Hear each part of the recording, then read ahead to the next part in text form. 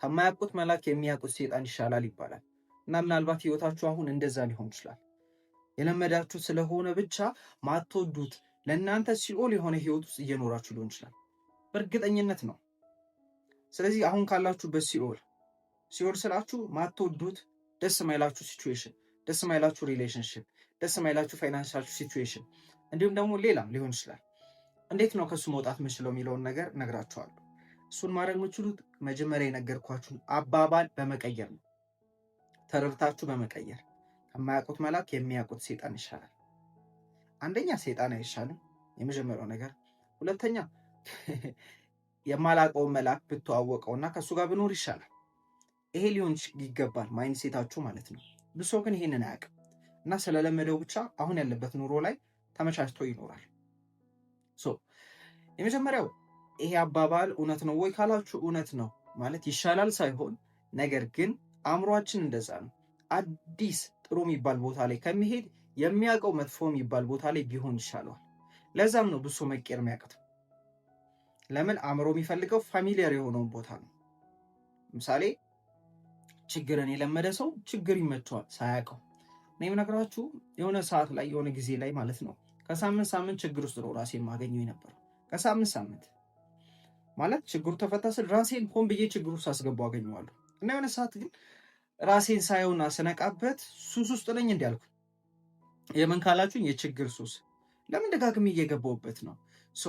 አንኮንሽስ የሆነ ህይወት የምትኖሩ ከሆነ ኦፍኮርስ አንድ አይነት ነገር እየደጋገማችሁ ነው የምትኖሩት። አንድ አይነት መጥፎ ነገር ውስጥ፣ አንድ አይነት ሲኦል ውስጥ ነው የምትኖሩት። ሲኦል ስላችሁ የሀሳብ ሲኦል፣ የስሜት ሲኦል፣ የኤክስፔሪየንስ ሲኦል ውስጥ ማለት ነው።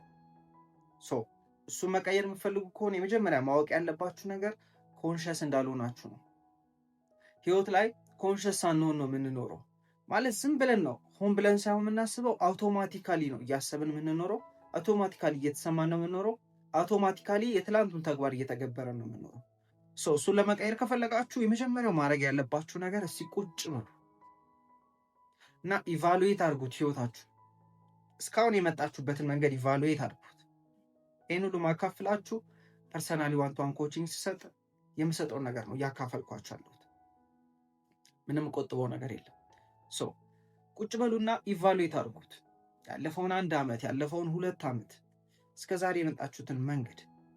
ምናልባት ይህን ቁጭ ብላችሁ ለማሳብ ሊደብራችሁ ይችላል። አሁንም ያን የሚያደርግባችሁ ጭንቅላት ነው።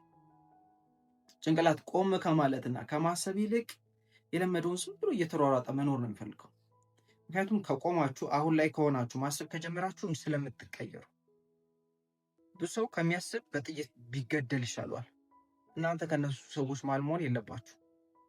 ለዛ ነው ብዙ ሰው ቁጭ ብሎ ማሰብ አይፈልግም። ኧረ እኔ መጨናነቅ አልፈልግም ይላል። መጨናነቅና ማሰብ ይለያያል። ቁጭ በሉ፣ ኢቫሉዌት አድርጉት።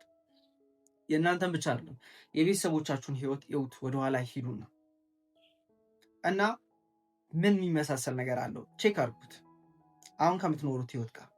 ምክንያቱም እየኖርን ያለ ነው የእኛን ህይወት ብቻ አይደለም የእነሱን ነው እየደገምን ያለ ነው። ምናልባት የአባታችሁን ማንነት ወይም የእናታችሁን ማንነት ነው ኮፒ ፔስት አድርጋችሁ ሳታውቁት አሁን ላይ እየኖራችሁ ያላችሁት። ምናልባት እነሱ የኖሩትን ኑሮ ነው እየኖራችሁ ያላችሁት።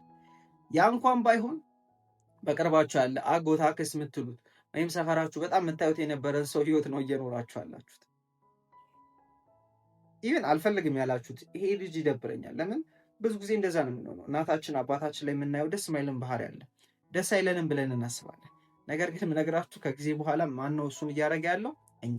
ስለዚህ ወደኋላ ሂዱና ያንንም ኢቫሉዌት አድርጉት። ሁለቱን ኢቫሉዌት አድርጉት። የመጀመሪያው ነገር ቆም በሉና እሱን ስታረጉ ምን ላይ ነው ፋሚሊየር የሆንኩት? የትኛውን ማንነት ነው የለመድኩት? የትኛውን ሀሳብ ነው የለመድኩት? የትኛውን አንድ አይነት ሲቹዌሽን ነው እየለመድኩት የመጣሁት?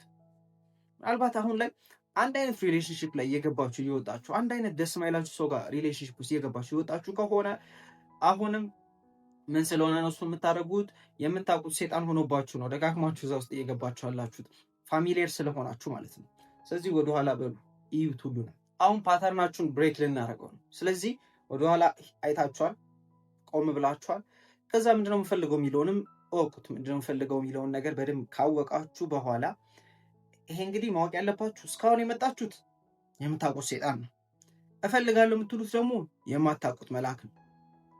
የማታውቁት መልአክ እናንተ ጋር እንዲመጣ፣ የማታውቁት ህይወት ፋሚሊየር ሆናችሁ በዛ ውስጥ እንድትኖሩና የምታውቁት ያላችሁትን ሴጣን ደግሞ ለመፋታትና ለመጣል ማድረግ ያለባችሁ ነገር ምንድን ነው? የማላውቀው የምትሉትን መልአክ መታወቅ መጀመር አለባችሁ። የማላውቀው የምትሉትን ህይወት መታወቅ አለባችሁ። የማታውቁትን ሪሌሽንሺፕ መታወቅ አለባችሁ። እሱን እንዴት ታደርጋላችሁ? የመጀመሪያው ስለዛ ነገር ስተዲ ማድረግ ነው።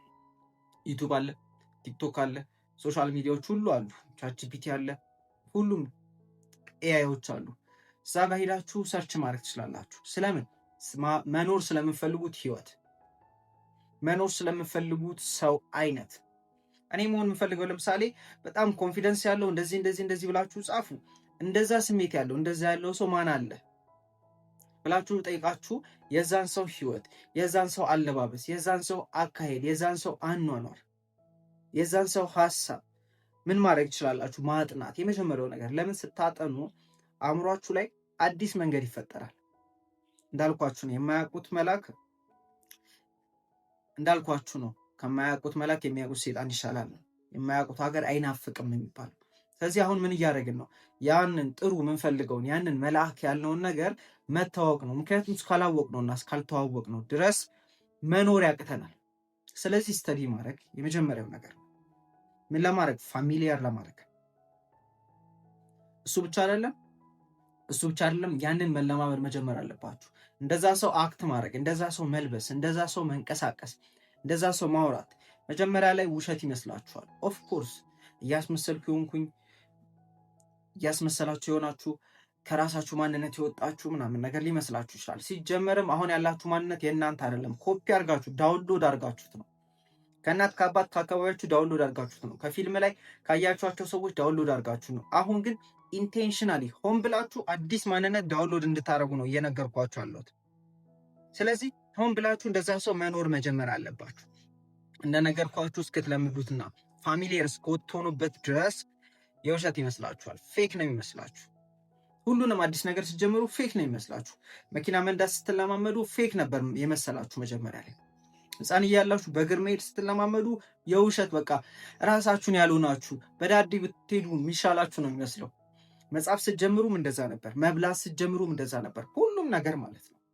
ሶ የውሸት ይመስላችኋል። ሊዳዝን ማተር አርጉት። የውሸት እየመሰላችሁም ስትሆኑት፣ የውሸት እየመሰላችሁም ስታስቡ እንደዛ ሰው፣ የውሸት እየመሰላችሁ እንደዛ ሰው ሲሰማችሁ፣ የውሸት እየመሰላችሁ እንደዛ ሰው አክት ማድረግ ስትጀምሩ ያን ሰው መሆን ትጀምራላችሁ። ከሆነ ጊዜ በኋላ የድሮን ረስታችሁታል። ይሄ የለመድኩት የሚባለው ሴጣን ረስተን አዲሱን የምንፈልገውን መልአክ የምንፈልገውን ውጤት ያለው ሰው የሆነን እንሄዳለን እስክትረሱት ድረስ ማለት ነው። ፋሚሊየር ትሆናላችሁ። አዲሱ የለመዳችሁት ይሄ ይሆናል። እዛ ጋር አይቆምም። ህይወታችሁ ላይ ደግሞ ወደ ቀጣይ ሌቭል ማድረግ ትፈልጉ ይሆናል። ወደ ቀጣይ ሌቭል ማድረግ ስትፈልጉም አሁንም እንደዛው ነው። የለመዳችሁት አለ፣ ያላመዳችሁት አለ።